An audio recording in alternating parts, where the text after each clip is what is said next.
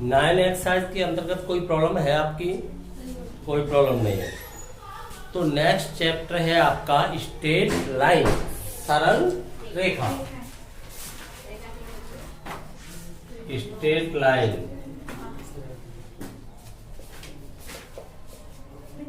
कैसी रेखा है? सरल। यहां पर दो शब्द है, एक है सरल, एक रेखा। तो इसका मतलब रेखा किसी दूसरे प्रकार की भी होनी चाहिए। रेखा का कोई एक प्रकार दिया है, तो रेखा तक पहुंचने के लिए हमें सबसे छोटी इकाई पर जाना होगा। गणित की जो ब्रांच है वो, उसका नाम है ज्योमेट्री। तो गणित की कौन सी ब्रांच है? ज्योमेट्री, जिसे कहते हैं ज्यामिति, रेखा गणित। गणित की अलग अलग ब्रांच है। आपने त्रिकोणमिति का अध्ययन किया, बीजगणित का अध्ययन किया, एलजेब्रा का, अंक गणित, स्टैटिस्टिक्स सांख्यिकी, मेंसुरेशन क्षेत्रमिति, जिसमें क्षेत्रफल ज्ञात करते हैं। ये कौन सी ब्रांच है? ज्यामिति, रेखा गणित। अंक गणित की सबसे छोटी इकाई क्या होती है? अंक, digit. The digits are smallest unit of arithmetic. अंक नहीं होंगे तो अंक गणित नहीं पढ़ा जाएगा, अध्ययन संभव नहीं है। अंक, अंकों से संख्याएं, समझ गया ना? तभी अंक गणित का अध्ययन संभव है। ठीक इसी प्रकार से रेखा गणित जो ज्यामिति है, उसकी सबसे छोटी इकाई क्या है? बिंदु, point. The point of smallest unit of geometry. अर्थात रेखा गणित की सबसे छोटी इकाई है वो है बिंदु। बिंदु की संकल्पना करें, अवधारणा। सबसे पहले कॉन्सेप्ट ऑफ ए पॉइंट, एक बिंदु की हम संकल्पना करते हैं। बिंदु का वास्तविक रूप कैसा होना चाहिए, विचार करते हैं। अपनी पेंसिल, HB पेंसिल, काठ की रूल, समझ गए ना? पेंसिल को इतना महीन छीलिए जितना कि संभव हो, ठीक है? तो उसकी नोक बहुत ही पतली नुकीली हो जाएगी। तत्पश्चात किसी पृष्ठ पर, तुम तो ऐसा मानिए कॉपी के पेज पर स्पर्श कराइए, पृष्ठ से उसे स्पर्श कराइए, तो जो आकृति प्राप्त होती है वह एक बिंदु के रूप में देखी जाएगी। अर्थात यही बिंदु की अवधारणा है, यही संकल्पना है। तो विचार करें, ऐसा करने पर क्या वो आकृति आपको दिखाई देगी? कदापि नहीं। तो बिंदु इतना छोटा है जिसे देखा नहीं जा सकता बिना सूक्ष्मदर्शी यंत्र के। तो उसे देखने के लिए सूक्ष्मदर्शी यंत्र की आवश्यकता होगी, तभी बिंदु का वास्तविक रूप देखा जा सकता है। क्योंकि स्पर्श कराने से जो आकृति बन रही है वो बहुत ही सूक्ष्म है। तो बिंदु की लंबाई और चौड़ाई को नगण्य माना जा सकता है। पर कुछ न कुछ तो है, कुछ न कुछ तो है, उसके अस्तित्व को नकारा नहीं जा सकता। लंबाई और चौड़ाई को नगण्य माना जा सकता है, परंतु उसके अस्तित्व को, अर्थात उसके एग्जिस्टेंस को, वहां पर उपस्थित होने को, जिस पृष्ठ पर आपने नोक स्पर्श कराई है, तो कोई न कोई आकृति तो बनी है, तो उसके अस्तित्व को नकारा नहीं जा सकता। कुछ तो है, इतना छोटा है। ऐसे समझिए, ओस की एक बूंद आपके ऊपर गिर जाती है, क्या आपको फील होगा? नहीं होगा, पता नहीं चलेगा। तो उसे आपने नकार दिया, उसकी उपेक्षा कर दिया आपने।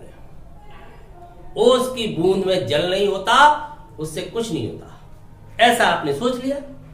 ऐसा सोचकर आप खुले में सो जाते हैं, ओस गिरने लगती है, तो क्या आप भीग सकते हो? क्यों भीगे?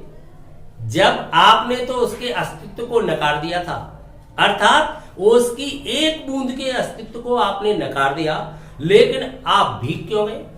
क्या रीजन रहा इसके पीछे? इसके पीछे रीजन रहा अति सूक्ष्म राशि भी जब असंख्य मात्रा में एकत्रित हो जाती है तो फिर उसका अस्तित्व प्रकट हो जाता है। क्लियर? बात समझ में आई? तो बिंदु की संकल्पना इतनी छोटी है, जो यहां पर हम आपको ये कहें कि ये बिंदु है, ये बिंदु का वास्तविक रूप नहीं है, क्योंकि उसके वास्तविक रूप को सीधा बिना सूक्ष्मदर्शी यंत्र के देखना संभव नहीं है, माइक्रोस्कोप चाहिए। लेकिन अध्ययन के लिए बिंदु ऐसा बनाना पड़ेगा, आप देखेंगे कैसे? ये वास्तविक रूप है बिंदु का, जो मैंने कॉन्सेप्ट लिया। अब बिंदु रेखागणित की सबसे छोटी इकाई है। बिंदु से हम आगे बढ़ते हैं।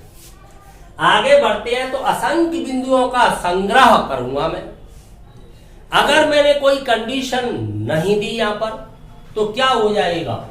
तल में कैसी भी आकृति बन जाएगी। असंख्य बिंदुओं का संग्रह करूंगा तब, परंतु यहां पर मैं एक कंडीशन दूंगा, चौड़ाई रहित लंबाई में, विड्थलेस लेंथ, यानी चौड़ाई रहित लंबाई में असंख्य बिंदुओं का संग्रह चलो करते हैं किसी तल के अंतर्गत, समतल के अंतर्गत। तो ये समतल है, समतल भी असीमित में फैला हुआ होता है। क्यों? समतल के अंतर्गत असंख्य बिंदु है, समतल के अंतर्गत रेखा ड्रॉ होगी, रेखा जब असीमित में जाएगी तो समतल सीमित कैसे हो सकता है? तो असीमित है, असंख्य बिंदु है इसके अंतर्गत। अब मैं बिंदुओं का कलेक्शन इस प्रकार से एक बिंदु से दूसरा बिंदु लगाते हुए चौड़ाई रहित लंबाई में संग्रह कर रहा हूं। कैसे कर रहा हूं? चौड़ाई रहित लंबाई में, इस प्रकार से असंख्य बिंदुओं का मैंने संग्रह कर दिया चौड़ाई रहित लंबाई में। असंख्य बिंदु है तो क्या ये कलेक्शन कभी बंद होगा? कदापि नहीं। तो फिर मैं कैसे व्यक्त करूं? क्या इस संग्रह को करता ही रहूं? तो कोई न कोई मुझे सिंबल प्रयुक्त करना पड़ेगा, कोई संकेत लेना पड़ेगा जो इस बात को बताएगा कि एंडलेस है, असंख्य अर्थात अनंत की ओर अग्रसित है। जब मैंने नंबर सिस्टम आपको पढ़ाया था, तब वहां पर नेचुरल नंबर आई, 3 डॉट लगा के एंडलेस का सिंबल लिया था मैंने। लेकिन यहां पर ये डॉट ही चल रहे हैं, बिंदु ही चल रहे हैं, तो वो तो सिंबल बन नहीं सकता है। तो फिर क्या सिंबल बनेगा? एरो, तीर। तो मैं क्या लगा दूंगा? तीर के चिन्ह दोनों। तो तीर के चिन्ह जो यहां पर एरो लगे हुए हैं, वो इस बात को व्यक्त करेंगे, केवल सिंबल है, संकेत है, इस बात का संकेत है कि ये एंडलेस है। कहां पर? दोनों ओर, लेफ्ट एंड राइट, दोनों ओर कैसी है? एंडलेस। अब ये जो आकृति बनी हुई है, ये क्या कहलाएगी? आप ऐसे ड्रॉ करें, ऐसे चलती जाएगी, बिंदु से बिंदु मिलके चल रहा है। तो ये आकृति है, ये कहलाती है रेखा, इसको कहते हैं लाइन। तो रेखा की क्या परिभाषा हुई? चौड़ाई रहित लंबाई में किसी तल के अंतर्गत असंख्य बिंदुओं का संग्रह रेखा कहलाता है। क्लियर? अब रेखा 2 भागों में बट गई है। कैसे? एक हो गया, एक प्रकार हो गया है उसका सरल, एक दूसरा प्रकार हो गया है उसका वक्र। एक तो हो गई है स्ट्रेट और एक हो गई है कर्व लाइन। एक हो गई है स्ट्रेट लाइन और एक हो गई है आपकी कर्व लाइन। एक हो गई है वक्र रेखा और एक हो गई है आपकी सरल रेखा। क्लियर? अब समझना है आपको, एक सरल रेखा है तो दूसरी कठिन रेखा नहीं है। सरल का मतलब सीधे से है अर्थात एक सीधी रेखा है तो एक मुड़ी हुई रेखा है जो टेढ़ी चली। तो आप देख रहे हो, ये कैसी रेखा देख रहे हो? वक्र रेखा। अब सीधी रेखा कैसे बनेगी? किसी तल के अंतर्गत कहीं भी दो बिंदु लेकर के अगर उन्हें सीधा मिला दिया जाए, सीधा मिला दिया जाए तो निश्चित लंबाई हो जाएगी, जब रेखा तो अनिश्चित लंबाई है। दोनों ओर अनंत की ओर अग्रसित कर दिया जाए, एंडलेस कर दिया जाए एरो से करके, तो फिर ये क्या कहलाएगी? सरल रेखा कहलाएगी। समझ गए ना? सीधी रेखा को क्या कहते हैं? सरल रेखा। मुड़ी हुई रेखा को क्या कहते हैं? वक्र रेखा। तो रेखा दो भागों में बट गई। सरल रेखा पर कोई दो बिंदु ले, कहीं पर भी असंख्य बिंदु है, एक बिंदु को ए मान लिया, एक को बी। बिंदु को कैपिटल लेटर से रिप्रेजेंट किया जाता है, डिनोट किया जाता है। अर्थात बिंदु का जो नामकरण है, तो बिंदु का नाम इंग्लिश वोकैबुलरी के कैपिटल लेटर से रखा जाता है। समझ गए ना? तो दो बिंदु मैंने ले लिए, तो दो बिंदु के रूप में इस रेखा का नाम बोला जाएगा रेखा ए बी या रेखा बी ए। दोनों एक ही बात होगी, ए बी और बी ए अलग अलग नहीं। तो कैसे बोला जाएगा इसे? रेखा ए बी। गणित की भाषा में कैसे व्यक्त करें? रेखा का ये सिंबल ऊपर लगाया जाएगा, तो इसे पढ़ा जाएगा पहले रेखा A B. Rekha A B हो गई। अब एक बिंदु स्थिर कर दिया जाए और एक बिंदु से एक और बढ़ा दिया जाए, एंडलेस किसी भी साइड में समतल के अंतर्गत, तब ये रेखा नहीं कहलाएगी। अब क्या कहलाएगी? ये किरण। रेखा पर कोई एक बिंदु लेकर के एक और बढ़ा दिया हमने, तब ये कहलाएगी किरण। तो इसे कहते हैं किरण, रे। ये किरण कहलाएगी।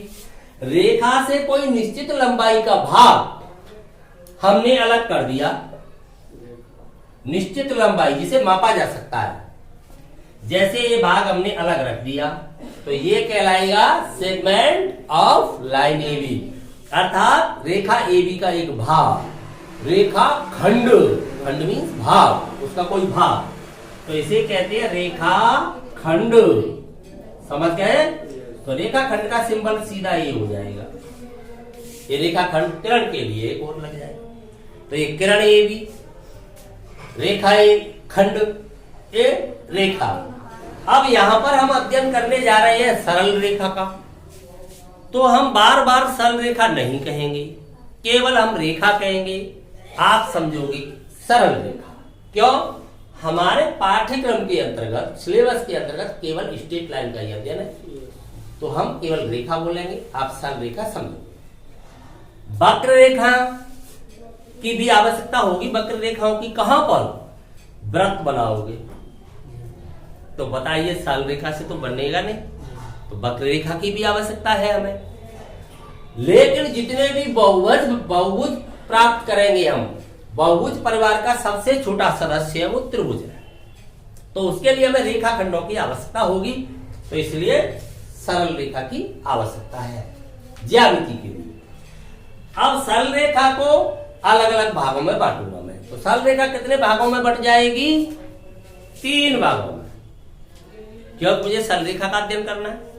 आपको बता दिया रेखा क्या है, चौड़ाई रहित लंबाई में असंख्य बिंदुओं का संग्रह रेखा है। रेखा 2 भागों में बटी हुई है, straight line and curved line. अब स्ट्रेट लाइन 3 भागों में बटेगी। कैसे बटेगी? समझ लो।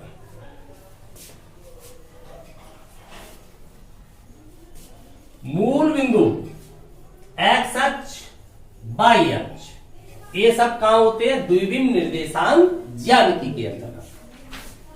द्विविम निर्देशांक ज्यामिति में कुल कितनी डायरेक्शन हो जाती है? 8, जबकि त्रिविम निर्देशांक ज्यामिति के अंतर्गत 10 दिशा हो जाती है। 2D के अंतर्गत हम अभी अध्ययन कर रहे हैं 2D के अंतर्गत, जहां पर x और y 2 ही अक्ष होंगे। जब 3D का अध्ययन करेंगे तब 3 अक्ष हो जाएंगे, x, y और z हो जाएंगे। पक्षी का आकाश में उड़ना त्रिविम गति का उदाहरण है। 10 दिशाओं में गति कर सकता है पक्षी, कैसे? वो 10 दिशा कौन सी है? देखिए,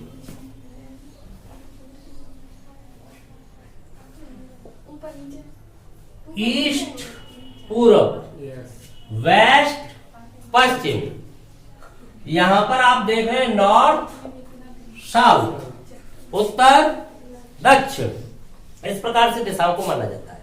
अपने सामने ऐसे प्रश्न है तो ऐसे मानिए, अगर वो बाई अक्ष के परपेंडिकुलर चल रहा है, कहीं भी चले, यहां चले बाई अक्ष के परपेंडिकुलर, यहां चले बाई अक्ष के लंबवत, यहां चले इस साइड में, तो ईस्ट में जा रहा है। कहां जा रहा है? ईस्ट जा रहा है, ईस्ट जा रहा है, परपेंडिकुलर चल रहा है, ईस्ट जा रहा है। अगर वो परपेंडिकुलर इधर चलने लगे, वेस्ट, एक्स अक्ष के परपेंडिकुलर नीचे की ओर चलने लगे, कहीं से भी चले तल में, तो कहां जा रहा है? साउथ। अगर वो परपेंडिकुलर लंबवत ऐसे चलने लगे एक्स अक्ष के ऊपर की ओर, तब कहां जा रहा है? नॉर्थ, उत्तर में जा रहा है। परंतु परपेंडिकुलर न चल के वो किसी एंगल पे ऐसे चलने लगे, तो ये दो से मिलकर साइड बनेगी, तो इसको हम क्या कहेंगे? दक्षिण पूर्व में जा रहा है। फिर पूरब उत्तर में जा रहा है। फिर अब तो तुम समझ ही गए। तो कितनी हो गई? 8 2D में। क्यों? तल चींटी का फर्श पर रेंगना, ये द्विविम गति का उदाहरण है। पक्षी का आकाश में उड़ना, तब त्रिविम है। पक्षी ऊपर और नीचे भी जा सकता है, तो वो जेड ये है, ये तल है, तो इसको ऐसे माना। फिर देखें, वो ऐसे भी जा सकता है, ऊपर नीचे, ऊर्ध्वाधर ऊपर की ओर, समझ गए ना? ऊर्ध्वाधर, ये आपका 2 प्रकार की गति है, ऊर्ध्व और ये अधो, नीचे की ओर। ठीक है, तो ऊपर नीचे, तो कुल कितनी हो जाती है? 10। अब हम सबसे पहले बात ये करते हैं, एक्स अक्ष क्या होता है, वाई अक्ष क्या होता है, मूल बिंदु क्या है। तो सबसे पहले इनका अध्ययन किया था फ्रांसीसियन मैथमेटिशियन थे, फ्रांस के रहने वाले रेने देकार्तेस। उन्होंने सबसे पहले हमें आयतीय तंत्र दिया। किसी समतल के अंतर्गत कोई 2 रेखाएं अगर वो एक दूसरे को परपेंडिकुलर इंटरसेक्ट करती हैं, लंबवत प्रतिच्छेद करती हैं, तो वो एक्स और वाई अक्ष हो, ये आवश्यक नहीं है। लंबवत तो ऐसे भी काट सकती हैं। एक लाइन जा रही है, मैं लाइन कहूंगा केवल, आप स्ट्रेट लाइन समझोगे। इसको 90 डिग्री पर इंटरसेक्ट करती हुई दूसरी लाइन जा रही है, ठीक है?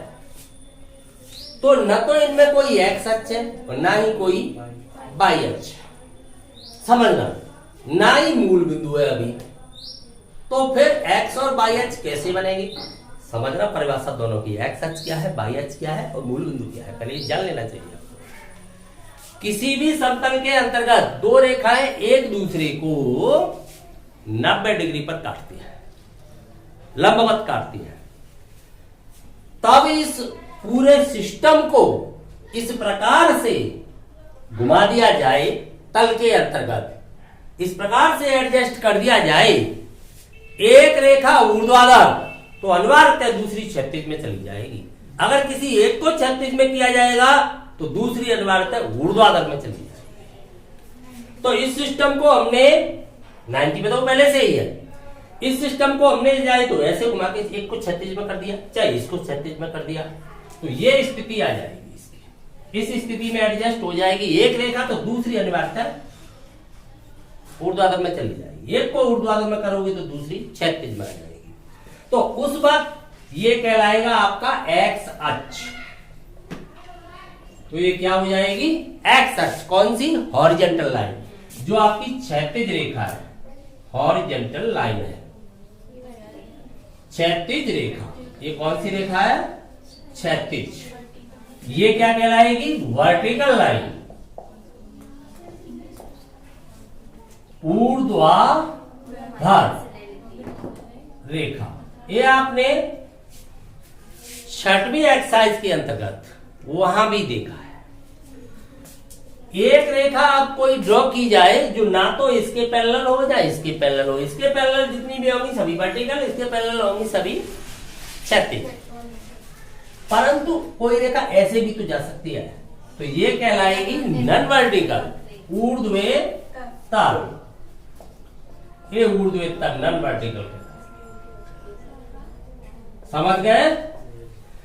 तो इस प्रकार से 3 स्थिति में हो सकती है रेखा, बाकी कोई स्थिति नहीं हो सकती सरल रेखाओं की किसी तल के अंतर्गत। वो 3 कौन सी स्थिति है? क्षैतिज, ऊर्ध्वाधर, ऊर्ध्वेत्तर। क्षैतिज भुजा जो एक्स अक्ष के पैरेलल, ऊर्ध्वाधर भुजा जो वाई अक्ष। अब एक्स अक्ष वाई अक्ष क्या थी? हमारी चर्चा ये थी। तो जो क्षैतिज है वही एक्स अक्ष है जो रेखा क्षैतिज में है, जो वर्टिकल और दोनों का इंटरसेक्ट पॉइंट है वो कहलाता है ओरिजिन, मूल बिंदु। इसलिए उससे किससे रिप्रेजेंट करते हैं? ओ से। क्यों करते हैं? ओरिजिन। इसका हिंदी अर्थ होता है मूल बिंदु। इसके निर्देशांक क्या होंगे? 0 0। यहां से चलना शुरू करेंगे। किसी तल में किसी बिंदु की स्थिति का निर्धारण किसके सापेक्ष होता है? मूल बिंदु के सापेक्ष होता है। क्लियर? इतनी बात पूरी समझ में आ गई? अब आप 11th में आओगे, अब आएंगे, क्योंकि सीधा 11th में आप आ जाते तो बीच बीच में फ्लैक्चुएशंस होते। अब नहीं होते। अब मैं आपका रिकैप थोड़ा सा बता देता हूं। आपने 2 बिंदुओं के लिए खंड सूत्र देखा है ना? खंड सूत्र 10th में ही देख लिया है। खंड सूत्र विभाजन formula, internal division, external division, अंतः विभाजन, बाह्य विभाजन। किन्हीं 2 बिंदुओं को मिलाने वाले रेखाखंड को m/n में अंतः विभाजन, बाह्य विभाजन करने वाले बिंदु के निर्देशांक आप ज्ञात कर लेते हो। दूसरी बात आपने क्या देखी है? दूरी सूत्र देखा है आपने। 2 बिंदुओं के मध्य की दूरी आप फाइंड कर लेते हो। और आपने क्या पढ़ा है? किसी त्रिभुज का क्षेत्रफल आप फाइंड कर लेते हो जब उसके तीनों वर्टेक्स आपको तीनों शीर्ष मिल रहे हैं। ठीक है? आपने ड्राइव करके फॉर्मूले लिए या रटे, क्या किया वो मैं बाद में देखूंगा, लेकिन आपने इतना ज्ञान 10th में लिया है। ठीक है? तो वो यहाँ यूज सीधा होगा। अब हम 11th की ओर चलते हैं। तो एक नया शब्द आ रहा है, पहले शब्दकोश जाने फिर उनका अर्थ जानेंगे। पहला शब्द है झुकाव। किसका? रेखा का। किसका झुकाव है? रेखा का। रेखा मीन्स क्या है? सरल रेखा। रेखा मीन्स क्या है? यहाँ पर मैंने पहले ही कह दिया है आपसे कि रेखा मीन्स आप सरल रेखा है। भले ही मैं नहीं लिखूं सरल रेखा, आप तो सीधा ये समझे सरल रेखा का झुकाव है। ठीक है? तो रेखा का झुकाव एक शब्द आया। दूसरा शब्द आएगा ढाल। ढाल को ही हम क्या कहते हैं? प्रवणता। समझते जाना, प्रवणता। ठीक है? प्रवणता आ गया ये शब्द। 2 शब्द। अब इन दोनों शब्दों को हम देख लेते हैं, उसके बाद हम थ्योरी को आगे बढ़ाते हैं। तो सबसे पहले रेखा का झुकाव देखते हैं। तो जब भी बात चलेगी तो एक्स और वाई अक्ष हमें चाहिए, एक्स अक्ष एंड वाई अक्ष, और ये हो गया आपका मूल। अब कोई रेखा ड्रॉ कर रहे हैं हम, यहां से आपको बताना है। ये रेखा एक्स अक्ष को काट रही है, प्रतिच्छेद कर रही है, तो एक्स अक्ष के साथ कितने कोण बनाएगी? 2। विभिन्न कोण कितने बनाएगी? 2। आपको तो 4 दिख रहे हैं। जब कोई 2 रेखा, एक्स अक्ष भी तो एक रेखा है, कोई 2 रेखा किसी तल में काटती है तो कुल 4 कोण बन जाते हैं उनके मध्य। परंतु 2 क्यों बोला मैंने? 2 इसलिए बोला, डिफरेंट एंगल, ये इसके इक्वल होगा और ये इसके इक्वल होगा, वर्टिकली अपोजिट है, ये शीर्षाभिमुख कोण है। तो वास्तव में 2 ही कोण माने जाएंगे, रैखिक लीनियर पेयर्स हो जाएंगे। इनमें से एक का मान मिलते ही चारों का मान मिल जाएगा। क्यों? कि इसका मान मिलते ही 1 से 80 में से घटा दोगे तो ये मिल जाएगा, ये सामने के बराबर नहीं। तो 2 ही विभिन्न एंगल है। समकोण पर काटेगी तब चारों बराबर के हो जाएंगे, दोनों बराबर के। तो अब समझना है आपको ध्यान से। कोई रेखा एक्स अक्ष की धनात्मक दिशा के साथ जो कोण बनाती है, उस कोण को उस रेखा का झुकाव कहते हैं।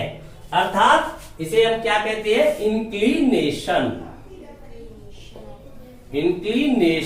Of A line. एक रेखा का झुकाव, इंक्लिनेशन ऑफ ए लाइन। तो इंक्लिनेशन क्या है? झुकाव क्या है? झुकाव एक कोण है। झुकाव क्या है? झुकाव एक कोण है, परंतु प्रत्येक कोण झुकाव नहीं है। कौन सा कोण झुकाव है? रेखा द्वारा एक्स अक्ष के साथ धनात्मक दिशा में बनाया गया कोण। तो देखें यहां पर कौन सा है झुकाव? एक्स अक्ष के साथ, एक्स अक्ष से बनाया ना कोण, तो एक्स अक्ष से रेखा की तरफ चलिए। कौन सी डायरेक्शन में? पॉजिटिव डायरेक्शन में। एक्स अक्ष पर शून्य कहां पर मानते हो? यहां एक्स अक्ष पर स्थित हो गई।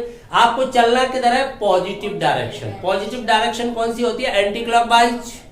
पता है आपको क्लॉकवाइज कैसी होती है? नेगेटिव। नेगेटिव एंगल बनता है। 3 प्रश्नावली पढ़ी है आपने, ट्रिग्नोमेट्री में देखा है। ट्रिग्नोमेट्री में जिसने नहीं पढ़ी है वो समझ ले, पॉजिटिव डायरेक्शन ऐसे होगा तब तो पॉजिटिव, ऐसे होगा तो नेगेटिव। तो इस डायरेक्शन में चलिए आप, पॉजिटिव डायरेक्शन। ये चक्रीय क्रम है एक्स अक्ष से रेखा की ओर। कौन सी डायरेक्शन में? पॉजिटिव डायरेक्शन में। जो एंगल बन रहा है मान लीजिए थीटा, तो ये थीटा क्या कहलाएगा? इस रेखा का झुकाव कहलाएगा। रेखा का नाम 2 बिंदु में कैपिटल लेटर से लिखते हैं। स्मॉल लेटर अगर एक ही ले लिया जाए तो बिंदु नहीं है, तो रेखा का नाम रख सकते हैं। ये आपको पहले ही बताया जा चुका है। ठीक है, तो कोई लाइन एल है। अब ये लाइन एक्स अक्ष की धनात्मक दिशा के साथ जो कोण बना रही है, वो कोण इसका क्या कहलाता है? झुकाव कहलाता है, इंक्लिनेशन कहलाता है। कंफर्म हो गई ये बात। प्रत्येक कोण झुकाव नहीं होता है। रेखा एक्स अक्ष की पॉजिटिव डायरेक्शन के साथ जो एंगल बनाती है वही उस रेखा का झुकाव होता है। अब मैं एक रेखा और ड्रॉ कर रहा हूं, ध्यान से समझना। यहां मैंने एक रेखा ड्रॉ कर दी और मान लीजिए ये रेखा एक्स अक्ष की धनात्मक दिशा के साथ कोई फाई कोण बना रही है, लाइन L2, ये लाइन L1। तो बताइए L2 का झुकाव क्या है? फाई। क्यों? फाई भी एक्स अक्ष की धनात्मक दिशा के साथ बनाया गया कोण है। धनात्मक ऋणात्मक ऐसे नहीं देखा जाएगा, रोटेशनल मोशन में देखा जाएगा कोण के लिए। ये लीनियर मोशन है, ऐसे नहीं देखा जाएगा कि आप एक्स नेगेटिव में आगे ऋणात्मक। कोण का क्या लेना देना इससे? समझ गए ना? बाई ऊपर इंटरसेक्ट करे या बाई को नीचे इंटरसेक्ट करे, या एक्स को दाएं इंटरसेक्ट करे या बाएं इंटरसेक्ट करे, इससे कोई मतलब नहीं है। हमें तो मतलब केवल रोटेशनल मोशन से। रोटेट क्लॉकवाइज हो रही है तो नेगेटिव, एंटी क्लॉकवाइज हो रही है तो पॉजिटिव। तो ये कैसा एंगल है? पॉजिटिव। एक्स अक्ष से बनाया गया तो चलना कहां से है? एक्स अक्ष से रेखा की ओर। एक्स अक्ष रेखा से या रेखा एक्स अक्ष से, दोनों में अंतर है। एक्स अक्ष रेखा से या रेखा एक्स अक्ष से, दोनों में अंतर है। उनके बीच का कोण तो समान आएगा, परंतु अंतर चक्रीय क्रम में होगा। ऋणात्मक धनात्मक का अंतर हो जाएगा। अगर रेखा एक्स अक्ष से देखूंगा तो रेखा से एक्स अक्ष की ओर आना पड़ेगा मुझे। ठीक है, आप समझ पा रहे हो? आपके लिए कोई एक पॉइंट ले लिया जाए है? जैसे मान लो आप कहीं भी जा रहे हो, दिल्ली टू इलाहाबाद, इलाहाबाद टू दिल्ली, तो दोनों में अंतर है या एक ही बात है? अंतर है अंतर, जबकि दूरी समान है। दूरी समान है जबकि अंतर है। ठीक इसी प्रकार से यहां पर एक्स अक्ष से कौन बना रही है? रेखा। तो हमें कहां से चक्रीय क्रम रखना है? एक्स अक्ष से रेखा की ओर, तो धनात्मक है। तो वह कोण क्या कहलाता है? झुकाव कहलाता है रेखा का। झुकाव के बाद ढाल अथवा प्रवणता, स्लोप। ढाल को क्या कहते हैं? स्लोप। हाँ बिल्कुल, स्लोप। ढाल, ढलान जानते नहीं? ढाल भी नहीं जानते, ढलान, ढाल, स्लोप। दूसरा शब्द है यहां पर प्रवणता, जिसे कहते हैं ग्रेडियंट। ग्रेडियंट, प्रवणता। तो दोनों का मतलब एक ही है। एक ही चीज को फाइंड करना चाहते हैं, उनको अलग अलग शब्दों में बोला जाए, ढाल बोला जाए या प्रवणता, एक ही मीन्स है। होती क्या है ये जानिए। रेखा के झुकाव की टेंजेंट की वैल्यू, रेखा के झुकाव की टेंजेंट क्या कहलाती है? उस रेखा का ढाल अथवा प्रवणता कहलाती है, जिसे एम से रिप्रेजेंट किया जाता है। तो एम इक्वल क्या हो जाएगा? L1 का ढाल बताइए अब आप। L1 का ढाल, या ये कहें L1 की प्रवणता, मैंने M1 मान ली, M से रिप्रेजेंट करते हैं। M इक्वल क्या होती है ढाल के लिए formula, M equal tan theta. अगर रेखा L1 है तो M1 मान लेता हूं, तो M1 इक्वल हो जाएगी tan थीटा। अब L2 का ढाल बताइए आप, M2 से मान लोगे तो ये हो जाएगी आपकी tan फाई। समझ में आ गई बात? रेखा के झुकाव की टेंजेंट की वैल्यू क्या होती है? रेखा की प्रवणता होती है या रेखा का ढाल होता है। कन्फर्म। इसके बाद थोड़ा सा आगे बढ़ते हैं। आपको एक्स अक्ष की धनात्मक दिशा से कोण नहीं दिया गया, रेखा पर कोई दो बिंदु दिए गए, तो रेखा की ढाल कैसे फाइंड की जाए? तो चलते हैं आगे। डेरिवेशन के अंतर्गत पूरा आनंद लेना चाहिए गणित का। जो भी आपके समस्या है, जो भी आपके डाउट हैं, वो सामने रखने चाहिए, किंचित मात्र भी संदेह नहीं रहना चाहिए। तो देखिए, किसी रेखा पर कोई दो बिंदु ले लिए जाए। आपको दो बिंदु मिल रहे हैं, एक बिंदु P जिसके निर्देशांक x1 y1, दूसरा बिंदु Q जिसके निर्देशांक है x2 y2। क्लियर? अब इस रेखा का आपको क्या फाइंड करना है? स्लोप या ग्रेडियंट फाइंड करना है। तो कैसे फाइंड करें?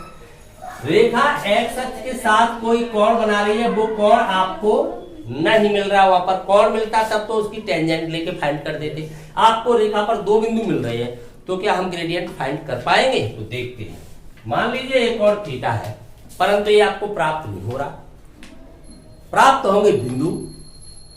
तो देखते हैं tan थीटा का मान बिंदुओं के पदों में आ जाएगा क्या? हम यहां से कंस्ट्रक्शन करते हैं तो इस पर लंब डाल देते हैं, इस बिंदु से भी एक्स अक्ष पर लंब डाल देते हैं। ठीक है, ये आपका एक्स अक्ष।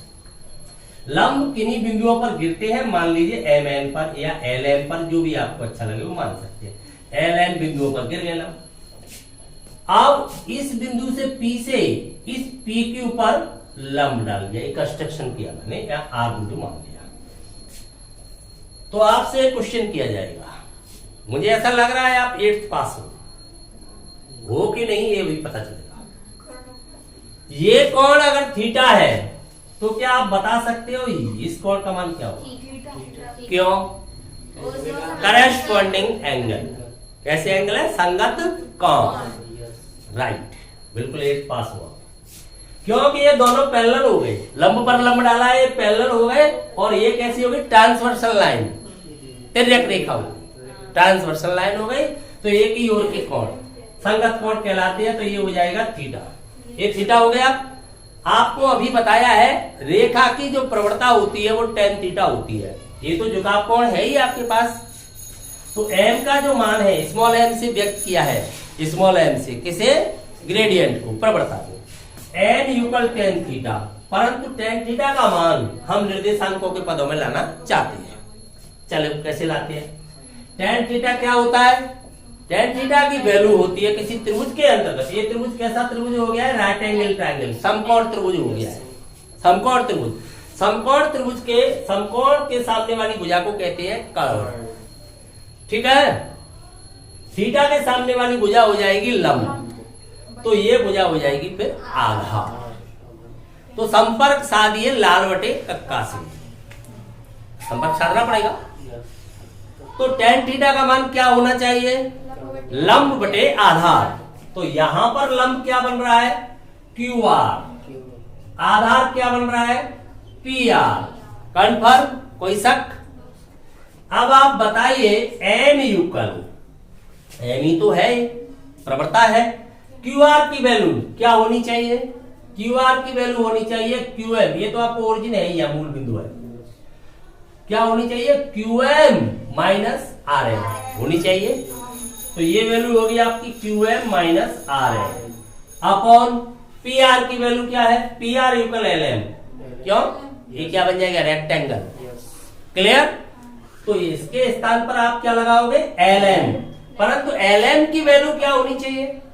LM की वैल्यू कैसे फाइंड करोगे? OM minus OL। कन्फर्म? कोई शक? OM माइनस OL लगाइए वैल्यू। Q से M तक की वैल्यू सेकंड द्वितीय निर्देशांक के बराबर होगी। कितनी होनी चाहिए? y2। ये बिंदु से पता चल रहा है। तो यहां पर इसकी वैल्यू कितनी हो गई? y2 minus R N equal P L, R N equal P L, P L की वैल्यू क्या है y1, तो ये वैल्यू क्या हो गई y1, क्लियर, अपॉन o से n तक x कोऑर्डिनेट x2, कितनी वैल्यू है x2 माइनस o से l x1। तो बिंदुओं से भी हम प्रवणता फाइंड कर सकते हैं, कैसे, कोटियों का अंतर बटे भुजों का अंतर। द्वितीय निर्देशांक को क्या कहते हैं कोटि, प्रथम निर्देशांक को क्या कहते हैं भुज। तो कोटियों का अंतर बटे भुजों का अंतर, तो क्या निकल आती है tan थीटा, प्रवणता m। तो m का मान अगर रेखा पर दो बिंदु है तो हमें एंगल की आवश्यकता नहीं होगी, समझ गए ना, झुकाव की आवश्यकता नहीं होगी। परंतु यह ध्यान रखा जाए क्रम एक ही होना चाहिए अंतर करने का। आपने 2 से 1 या 1 से 2 कॉमन लोगे तो 1 से 2 हो जाएगा, माइनस कैंसिल हो जाएगा ऊपर नीचे। तो ये ध्यान जरूर रखें, ऐसा नहीं कि द्वितीय निर्देशांकों का अंतर तो ऐसे फाइंड कर दिया, प्रथम निर्देशांक इधर से घटा दिया, तो गड़बड़ हो जाएगी, गलत हो जाएगी। एक ही क्रम में घटा है y और x को, या तो इधर से इधर या इधर से इधर, क्लियर। तो दो बिंदु रूप में प्रवणता आ गई। अब थोड़ा सा आगे बढ़ते हैं, दो रेखाओं के मध्य हम कोण कैसे ज्ञात करेंगे। तो कोण की जब बात चली है तो सबसे पहले देख लेते हैं, दो रेखाएं समांतर होती हैं, लंबवत होती हैं, तो प्रवणताओं से हम कैसे पता कर सकते हैं प्रवणताओं में क्या संबंध हो जाता है। समांतर रेखाओं की प्रवणताओं में क्या रिलेशन होता है, लंबवत रेखाओं की प्रवणताओं में क्या रिलेशन हो जाएगा। तो देखिए एक रेखा आपकी ये जा रही है, थीटा कोण बना रही है, इसके पैरेलल जितनी भी रेखाएं जाएंगी सबका एंगल तो यही रहेगा, संगत कोण बराबर रहेगा। तो इसके पैरेलल आप कितनी भी रेखाएं ड्रॉ कर दो, लेकिन सभी का झुकाव क्या रहेगा, युगल रहेगा। सभी का झुकाव क्या होगा, युगल, क्योंकि संगत कोण बराबर बनेंगे। तो युगल रहेगा, तो आप समझ गए कि समांतर रेखाओं की प्रवणताएं क्या हो जाएंगी, समान। क्यों, एक्स अक्ष के साथ समान कोण रहेगा उनका, सभी के संगत कोण कैसे हो जाएंगे, युगल हो जाएंगे। युगल हो जाएंगे तो समांतर रेखाओं की प्रवणताएं कैसी होती है, समान। जिन रेखाओं की प्रवणताएं समान होंगी वो क्या होंगी, समांतर, समझ गए, समांतर हो जाएंगी। अब तुमसे एक क्वेश्चन किया जाए, एक्स अक्ष की प्रवणता क्या होगी। एक्स अक्ष भी तो एक रेखा है, एक्स अक्ष के साथ, और तो एक्स अक्ष के साथ ही देखा जाता है झुकाव के लिए, तो एक्स अक्ष का झुकाव देखा जाएगा। एक्स अक्ष स्वयं के साथ कितना कोण बनाएगा, 0 डिग्री, संपाती हो जाएगा ना, कोइंसिडेंट हो जाएगा उसके ऊपर। जब 0 डिग्री हो जाएगा तो tan 0 का मान क्या आएगा, 0। तो इसलिए एक्स अक्ष की प्रवणता क्या होती है, 0। अब y अक्ष की प्रवणता देखी जाए तो y अक्ष भी तो एक रेखा है, तो एक्स अक्ष के साथ कितना कोण बनाता है, 90 डिग्री। 90 डिग्री, tan 90 डिग्री क्या हो जाता है, अपरिभाषित, इनफाइनाइट। तो इसलिए y अक्ष की प्रवणता क्या हो जाती है, अपरिभाषित हो जाती है, क्लियर। आप दो लंबवत रेखाओं की प्रवणताओं में क्या संबंध है ये देखना चाहते हैं। तो ये कोई रेखा इस प्रकार से जा रही है, यहां पर मान लीजिए एक्स अक्ष के साथ वो थीटा कोण बना रही है, तो इसके परपेंडिकुलर लाइन जाएगी, कैसी जाए, लंबवत। तो इस रेखा के एक लंबवत जाएगी, वो इसे 90 डिग्री पर जाएगी, 90 डिग्री पर जाएगी। तो आपसे एक क्वेश्चन किया जाए, तुम्हें 10th पास मानते हुए, तो आप बताओगे ये रेखा कितना कोण बना रही है। ये रेखा थीटा कोण पर है आपकी, मान लीजिए कोई रेखा थी जो थीटा कोण पर है, तो इसका तो आपको ग्रेडियंट मिल जाएगा tan थीटा, लेकिन ग्रेडियंट इसका चाहिए जो इस पर लंबवत है, तो कैसे फाइंड करोगे। तो इसके लिए इसका क्या चाहिए, मुझे झुकाव चाहिए। तो इस रेखा का झुकाव कितना है, थीटा, इसके एक लंबवत जा रही है 90 का एंगल बनाते हुए, तो ये एक्स अक्ष के साथ कितना कोण बनाएगी, बताइए आप कितना बनाएगी। रेखा से 90 बना रही है, तो एक्स अक्ष के साथ कितना कोण हो जाएगा। अच्छा, कोई बात नहीं है। किसी भी त्रिभुज के अंतर्गत अगर एक भुजा को आगे बढ़ा दिया जाए, किसी भी त्रिभुज के अंतर्गत एक भुजा को आगे बढ़ा दिया जाए, जो बहिष्कोण बनता है वो दोनों अंतराभिमुख कोणों के योग के बराबर होता है। क्यों होता है, रीजन ये है, इसको इसके साथ जोड़ोगे लीनियर पेयर से 180 हो जाता है, तो इन दोनों को जोड़ने से भी 180 हो जाता है। इट मींस इन दोनों की वैल्यू युगल है उसके, तभी तो हो जाता है। तो फिर आप देख सकते हो ये वर्टिकली अपोजिट एंगल है, तो ये एंगल 90 है, तो ये एंगल भी 90 होगा। ये 90 होगा तो इन दोनों का योग किसको बराबर? थीटा प्लस 90 हो जाएगा, राइट? कोई शक? तो इसलिए क्या हो जाएगा? थीटा प्लस 90 हो जाएगा। तो ये हो गया आपका 90 डिग्री प्लस थीटा। अब इसका ग्रेडियंट आप फाइंड कर सकते हो। इसकी टेंजेंट का मानी इसका ग्रेडियंट होगा, इसका झुकाव आ गया, तो इस रेखा का ग्रेडियंट क्या हो जाएगा? मान लीजिए ये आपकी लाइन 1 है, ये आपकी लाइन 2 है, तो लाइन 2 का आप M2 फाइंड करना चाहते हो, M1 तो आपके पास है ही, तो कैसे फाइंड किया आपने? tan ऑफ एंगल हो गया 90 degree plus theta. 90 plus theta त्रिकोणमिति के अंतर्गत आपने ASTC कर रखी है कि नहीं कर रखी है? ASTC से बताइए, नेगेटिव या पॉजिटिव? नेगेटिव। सेकंड क्वाड्रेंट जा रहे हो आप, चेंजर लाइन या नो चेंज? चेंज या नो चेंज? चेंज। बाई से क्रॉस कर रहे हो आप, चेंज। एक्स से क्रॉस करते हो तब नो चेंज। तो चेंज किसमें होता है? टेन कॉट में, तो माइनस कॉट थीटा हो गया। माइनस कॉट थीटा, कॉट का मतलब क्या होता है? 1.10 थीटा, परंतु tan थीटा क्या है? M1। M1 है, लाइन 1 की ग्रेडियंट है। तो फिर आपको क्या फाइंड हो रहा है? बताइए क्या फाइंड हो रहा है इससे? इससे आपको फाइंड हो रहा है -1/M1। मीन्स क्या निकला? दो लंबवत रेखाओं में प्रवणताओं में क्या रिलेशन है?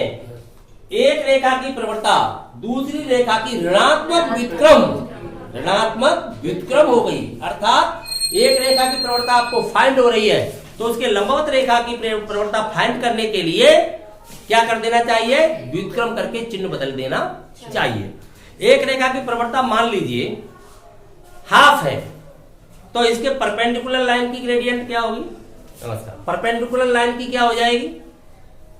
हाफ है, तो परपेंडिकुलर लाइन के लिए आप इससे पहले तो रेसिप्रोकल करो, रेसिप्रोकल के बाद उसका साइन चेंज कर दो, तो -2 हो जाएगी।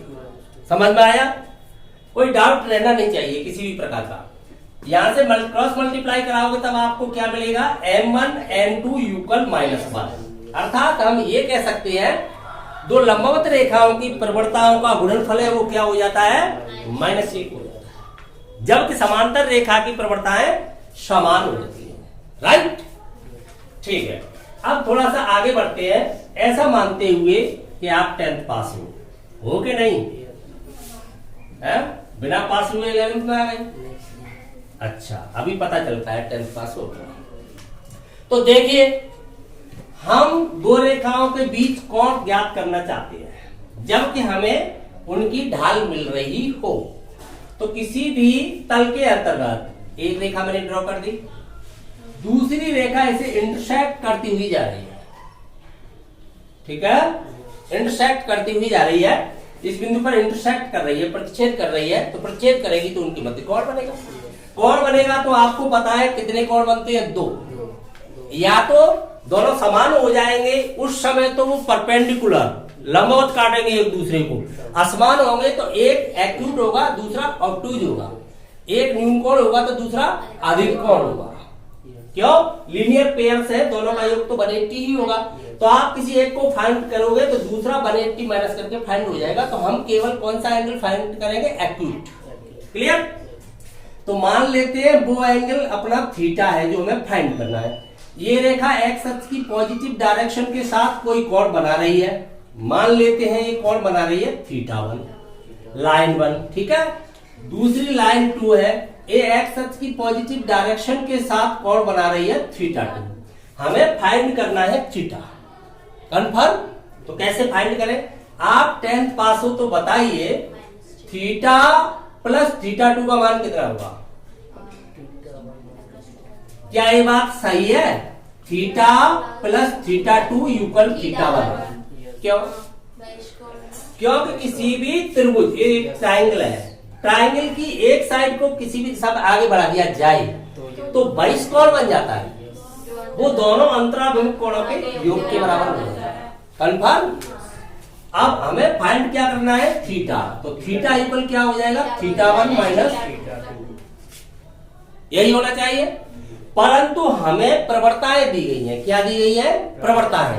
तो हम प्रवणताओं से कोण ज्ञात करना चाहते हैं, न कि कोण दिए गए हैं, तो क्या करें, तो हमें क्या करना चाहिए, taking tangent on both sides, दोनों ओर हमें टेंजेंट लेनी चाहिए। क्यों लेनी चाहिए, क्योंकि प्रवणता बन जाती है। ठीक है, तो taking tangent on both sides, इधर हमने 10 ले लिया, इधर भी हमने 10 ले लिया। आपको पता है टेंजेंट इज नॉट डिस्ट्रीब्यूट, कहां, on subtraction, on addition, distribute तो होती नहीं, डिस्ट्रीब्यूट नहीं होती तो फॉर्मूला लगेगा, बिल्कुल राइट। 11 तो आपकी सही बोलती है? तो बताइए फॉर्मूला क्या हो गया, tan थीटा इक्वल, बताइए फॉर्मूला क्या हो गया, tan of a minus B, क्या फॉर्मूला होता है, बिल्कुल right, tan theta 1 minus upon 1 plus tan theta 1 into tan theta 2, right. tan theta 1 means m1, tan theta 2 means m2। तो हम किस निष्कर्ष पर पहुंच जाते हैं, थोड़ा सा फास्ट ले लें, समझ पा रहे हो, कोई दिक्कत नहीं है, तो देखिए आगे बढ़ते हैं। तो हम यहाँ आ जाते हैं tan थीटा इक्वल, ये बन गया आपका m1 minus m2 upon 1 plus m1 m2, right. तो इससे फाइंड होगा हमें एंगल, तो यहाँ पर ये वैल्यू नेगेटिव भी हो सकती है, पॉजिटिव भी हो सकती है, हमें पता नहीं m1 m2 में से कौन सा बड़ा है। जब ये वैल्यू पॉजिटिव होगी तो एक्यूट एंगल, क्यों, 90 डिग्री तक जितने भी कोण हैं उन सभी के मान कैसे होते हैं, धनात्मक। लेकिन जैसे ही 10 सेकंड क्वाड्रेंट में जाएगा, ऑब्ट्यूज एंगल होगा, तो कैसा हो जाता है, ऋणात्मक। तो अगर ये वैल्यू धनात्मक आती है तो न्यून कोण, ऋणात्मक आती है तो अधिक कोण, परंतु हम ये लफड़ा बिल्कुल भी पालेंगे नहीं, हम क्या डाल देंगे इस पर, मॉड। तो हमेशा कौन सा एंगल रहेगा, एक्यूट। एक्यूट आएगा तो 1 से 80 से सब्ट्रैक्ट करके दूसरा अपने आप फाइंड कर ले, ज्ञात करना है, तो समझ गए ना। तो ये फॉर्मूला आपका किसके लिए रहेगा, दो रेखाओं के मध्य कोण ज्ञात करने के लिए, एंगल बिटवीन टू लाइन्स, यानी दो रेखाओं के मध्य कोण ज्ञात करना है, उनकी हमें क्या मिल रही है, gradient. If given gradient of two lines then find angle between lines. अगर हमें वहां पर ग्रेडियंट मिलती है तो उनके मध्य हम कोण इसे फाइंड करेंगे, कंफर्म। अब यहां से भी देखिए, अभी आपको ये बताया गया था कि दो रेखाएं पैरेलल होंगी तो उनकी ग्रेडियंट इक्वल हो जाएगी, परपेंडिकुलर होंगे तो क्या हो जाएगा, इट्स मल्टीप्लाई इक्वल -1, तब उनका जो मल्टीप्लाई है वो -1 हो जाता है। अब यहां से भी हम इस बात की पुष्टि कर सकते हैं, एक बार फिर देख लीजिए, रिकैप में आ रहा हूं मैं। जैसे 0 डिग्री हो जाएगा, पैरेलल लाइंस एंगल कितना होगा, 0 डिग्री होगा उनके मध्य में, आपस में 0 डिग्री होगा उनके बीच का कोण, होगा कि नहीं होगा, समांतर रेखाओं के मध्य कोण क्या आएगा, 0 डिग्री आएगा। tan 0 लगाऊंगा तो ये वैल्यू 0 हो जाएगी, 0 हो जाएगी, क्रॉस मल्टीप्लाई से फैक्टर फिनिश, तो क्या हो जाएगा, m1 इक्वल m2 आ गया। अगर मान लीजिए परपेंडिकुलर होंगे तो 90 डिग्री होगा, perpendicular lines, angle between perpendicular lines क्या होता है, 90 डिग्री। तो 90 और tan 90 क्या हो जाएगा, इनफाइनाइट, जिसे मैंने 1/0 लिख लिया, क्रॉस मल्टीप्लाई कराया, ये फैक्टर फिनिश, क्या बचेगा, 1 प्लस m1 m2 इक्वल 0, तो क्या फाइंड होगा, m1 m2 इक्वल -1, क्लियर, यहां से भी फाइंड हो गया, समझ में आ गया। अब आपका एक हेडिंग बचता है, एक टॉपिक बचता है, चैप्टर के अंतर्गत अलग अलग टॉपिक वाइज अध्ययन किया जाता है पूरे चैप्टर का। तो एक जो बचता है वो बचता है 3 बिंदुओं की संरेखता, कोलिनियरिटी ऑफ 3 पॉइंट्स। तो कोलिनियरिटी ऑफ 3 पॉइंट्स, जो आपकी संरेखता है, जो आपकी कोलिनियरिटी है, ये आपने कहां देखी है, जो संरेखता है 10th क्लास में भी देखी है, लेकिन किसके माध्यम से देखी है, दूरी सूत्र के माध्यम से। 3 बिंदु आपको संरेख करने होते हैं तो आप क्या करते हो, पेयर वाइज डिस्टेंस फाइंड करते हो, पेयर वाइज, दो की, ए बी बी सी ए सी, फिर आप क्या करते हो, छोटी छोटी दूरियों को जोड़ के बड़ी दूरी के बराबर कर देते हो, तो उससे क्या है, वो कोलिनियर हो जाते हैं, संरेख हो जाते हैं। एक सिस्टम देखा। दूसरा सिस्टम 10th में ही आपने देखा है, एरिया ऑफ ए ट्राइंगल, त्रिभुज के क्षेत्रफल को आप 0 कर देते हो, तब भी वे कोलिनियर हो जाते हैं, क्योंकि त्रिभुज बनेगा ही नहीं, त्रिभुज का क्षेत्रफल 0 हो जाएगा। 2 सिस्टम। अब हम आपको एक तीसरा सिस्टम बताएंगे, किससे, ग्रेडियंट के माध्यम से। देखिए कैसे बताएंगे। मान लीजिए 3 बिंदु आपको दिए जाते हैं, ए बी और सी। अगर आपने ए कर दिया, ए बी का ग्रेडियंट निकाला आपने, ठीक है, फिर आपने बीसी का ग्रेडियंट निकाल दिया, इन्हीं भी दो पार्ट्स का, एसी का निकाल दिया, तो ग्रेडियंट क्या होगा उनके इक्वल, इक्वल होते हुए क्या हो जाएंगे पैरेलल, एक ही प्लेन के अंतर्गत। ध्यान से समझना, जवाब तुम्हें देना होगा, आप जवाब तभी देंगे जब आप बिल्कुल डेडिकेट होंगे इस समय संपूर्ण रूप से। देखिए एबी का ग्रेडियंट इक्वल कर दिया मैंने बीसी का ग्रेडियंट, तो इसका क्या मीन्स निकला, एबी का ग्रेडियंट होगा, इट मींस वो एक्स अक्ष की पॉजिटिव डायरेक्शन के साथ, मैं यही ले लेता हूं, चलो एक्स अक्ष की पॉजिटिव डायरेक्शन के साथ जो एंगल बना रही है थीटा, तो अब बीसी का ग्रेडियंट आपने किया है तो यही एंगल रहेगा, लेकिन बी उनमें कॉमन पॉइंट है, कॉमन पॉइंट है तो ड्रॉ कहां से करूं, मान लीजिए ये लाइन आपकी ए बी है, यहां से जा रही है, इस पर बी पॉइंट है, तो दूसरी लाइन में ड्रॉ कहां से करूंगा, बी से ड्रॉ करनी पड़ेगी ना मुझे, कॉमन पॉइंट है, मैं यहां से पैरेलल तो ले जा नहीं सकता, तो उस कंडीशन में वो क्या हो जाएगी, कोइंसिडेंट हो जाएगी, क्या हो जाएगी उसके साथ कोइंसिडेंट, जानते हो क्या होता है, संपाती, अर्थात वो उसी के ऊपर से जाएगी, एसी का लोगे तब उसके ऊपर से जाएगी, बीसी करोगे तब इसी में आगे जाएगी, समझ में आ गई बात, तो उस पर क्या हो जाएगा n1 इक्वल n2 करने से तीनों बिंदु क्या हो जाएंगे, सररेख हो जाएंगे। कन्फर्म हो गई बात, कैसे हो गई बात, एक आपने ए बी का निकाला ग्रेडियंट, दूसरा आपने बीसी का निकाला, वहां पर भी क्यों हो जाते थे, तो बी तो कॉमन पॉइंट है, अलग तो चलने से ना, पॉइंट तो एक ही है, तो ये पॉइंट इसी के साथ क्या हो जाएगा, बी कोइंसिडेंट हो जाएगा, संपाती हो जाएगा, तो यही आ जाएगा, तो क्या हो जाएंगे, तीनों बिंदु समरेख हो जाएंगे, कोलिनियर हो जाएंगे। तो कोलिनियरिटी ऑफ 3 पॉइंट्स के लिए आपको किसका प्रयोग करना चाहिए, ग्रेडियंट का, इससे पहले किसका कहते हैं, ट्राइंगल का, area of triangle, area of triangle है आपका, फॉर्मूला आपको याद है, क्या होता है फॉर्मूला, फॉर्मूला तो आप यहां से ध्यान रखते हो ना, साइक्लिक ऑर्डर से 1 2 3, तो आप क्या करते हो सिस्टम में, यही तो करते हो, रटा हुआ माल है, रटा हुआ माल बताऊंगा आपको, ब्रैक तो कर ही नहीं पाओ, पर रटा हुआ तो देख लो, रटा हुआ माल आपका ये है half x by by plus x by by plus x by by. अब आप क्या करोगे, इससे एडजस्टमेंट करोगे, तो आप पहले 1 से चलो, साइक्लिक ऑर्डर एक ही क्रम में चलो, क्रम मत छोड़ना, 1 से भी चलना है, 2 से भी चलना है, 3 से भी चलना है, तीनों पर चलना है, तो 1 से स्टार्ट हो जाएगी 1 2 3, अब 2 से चलिए एक ही ऑर्डर में 2 3 1, अब 3 से चलिए, ऑर्डर वही रहेगा, क्रम नहीं बदलेगा, 3 1 2, तो ये आपने रख लिया। अब आपने बाहर अगर बाई लिख दिया, अंदर एक्स लिख दिया, तो नो इफेक्ट, वही रहेगा। अगर आपने किसी ट्राइंगल के अंतर्गत, ध्यान से देखना, ए बी सी चक्री क्रम ऐसे लिया है, x1 y1 z1 का पॉजिटिव आएगा एरिया, अगर आपने ऐसे लिया है तो नेगेटिव आएगा एरिया, क्यों, क्योंकि आपको बताया है रोटेशनल मोशन के अंतर्गत कितनी गतियां हैं, 3, एक होती है आपकी रोटेशनल मोशन, एक होती है आपकी रेक्टिलिनियर मोशन संरेखा की, एक होती है आपकी पीरियोडिक मोशन। तो यहां पर कौन सा मोशन है, अरे मैं मौसम की बात नहीं कर रहा, कुछ किसी ने सुन लिया, कोई बोल रहा था कि चलो थोड़ा सा मोशन बना लेते हैं, हम भी बनाएंगे कल से, तो उसने जाकर के बोला भाई आप तो मौसम बना लेते हैं, मौसम तुम बनाने लग जाओगे तो आंधी आएगी, तूफान आएगा, है कुछ भी हो सकता है, मौसम थोड़ी बनाया जाता है, क्या बनाया जाता है, मोशन। मोशन मीन्स होती है गति, अर्थात किसी कार्य को क्रियाशील करने के लिए सही शब्द होता है, वहां पर क्या है, कुछ लोग जैसे बैठे हैं और आपस में बातें करते हैं, और आपने सुना है क्या बनाते हैं, मौसम, मौसम नहीं बनाया जाता, क्या बनाया जाता है, मोशन, मोशन यानी गति।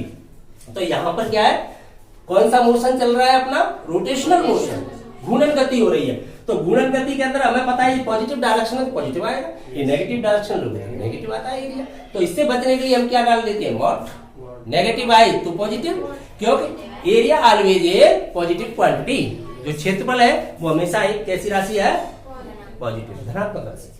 क्लियर, कोई डाउट, अब इसे फाइंड कैसे करते हैं, तो इसकी चर्चा मैं आपसे अगले एपिसोड में करूं। चलो इसमें थोड़ा सा आप करके लाना घर से, मैं थोड़ा सा संकेत दे देता हूं आपको। इसके लिए आप क्या करोगे, एक ट्राइंगल लिया आपने, क्या लिया, एक ट्राइंगल, इस प्रकार से आपने एक ट्रायंगल लिया, इसका एरिया आपको फाइंड करना है। इसके वर्टेक्स आपको मिल जाएंगे ए, बी एंड सी। इनके कोऑर्डिनेट भी मिल जाएंगे आपको x1 by 1, इसके मिल जाए जैसे x2 by 2, और इसके भी मिल जाए जैसे x3 by 3। आपको एरिया का फॉर्मूला लेना है, तो इसके लिए आप कंस्ट्रक्शन क्या करोगे? कंस्ट्रक्शन मेन पार्ट होता है किसी भी, ये क्या है? स्टेटमेंट है। जो स्टेटमेंट और सेंटेंस में क्या अंतर है? सेंटेंस तो कभी सत्य कभी असत्य हो सकता है, लेकिन स्टेटमेंट को ही हम थ्योरम कहते हैं। स्टेटमेंट एक ही पहलू पर रहता है, सत्य तो सत्य रहता है, समझ गए ना? तो इसे हम कैसे ड्राइव करेंगे? इसके लिए कंस्ट्रक्शन कर रहा हूं मैं, यहाँ से परपेंडिकुलर, यहाँ से परपेंडिकुलर, मैंने यहाँ से परपेंडिकुलर डाल दिया। तो आप देख पा रहे हो, मान लो एल एम एन पर ये परपेंडिकुलर गिर गए आपके, तो ये क्या बन गए हैं? दो साइड आपकी पैरेलल जा रही है, तो ये समलंब चतुर्भुज बन गया है। ये भी एक समलंब चतुर्भुज बन गया है, टेट्रापेजियम बन गया कि नहीं बन गया? तो टेट्रापेजियम जब बन जाता है तो आपको समलंब चतुर्भुज का क्षेत्रफल एरिया ऑफ ए टेट्रापेजियम क्या होता है? समांतर भुजाओं का योग इनटू उनके मध्य की दूरी है। 1/2 तो चलता ही है, 1/2 के साथ तो है, तो 1/2 इंटू समांतर भुजाओं का योग उनकी मध्य की दूरी। तो ये टेट्रापेजियम का एरिया फाइंड कीजिए, इस टेट्रापेजियम का फाइंड कीजिए। तो हो क्या गया? हमें चाहिए था केवल इतना, दोनों को जोड़ने से बढ़ गया इतना, तो फिर डायरेक्ट ए भी तो एक टेट्रापेजियम है, ए भी तो समलंब चतुर्भुज है, तो इसका सब्ट्रैक्ट कर दीजिए टोटल में से, तो आपको ये फॉर्मूला ड्राइव हो गए फाइंड हो जाए। गणित के अंदर आपकी कमजोरी क्या है? मैंने आपको यहाँ कुछ भी लिख दिया, कुछ भी मुंह से बोल दिया, आपने लौट के पूछ लिया सर ये होता क्या है, मैं उसका जवाब नहीं दे पाऊं, ड्राइव नहीं कर पाऊं, तो गणित वहीं से कमजोर मान लेना चाहिए। मुंह से निकला हर शब्द, कलम से लिखा हर शब्द, यदि मैं उसे ड्राइव कर पाता हूं तो आपका गणित मजबूत है, अगर आप उसे ड्राइव नहीं कर पाते तो आपका गणित वहीं कमजोर। क्षेत्रफल, लौट के किसी ने कहा क्या होता है? वृत्त का क्षेत्रफल। मैंने आपसे कह दिया लंबाई गुणा चौड़ाई होता है, आप कहोगे तो आयत का होता है, मैं कहूंगा नहीं वृत्त का ही होता है, क्योंकि मैं उसे ड्राइव करता हूं। समझ गए ना? हाँ, तो अगले एपिसोड में नेक्स्ट क्लास में चर्चा करेंगे इस बात पर, ठीक है?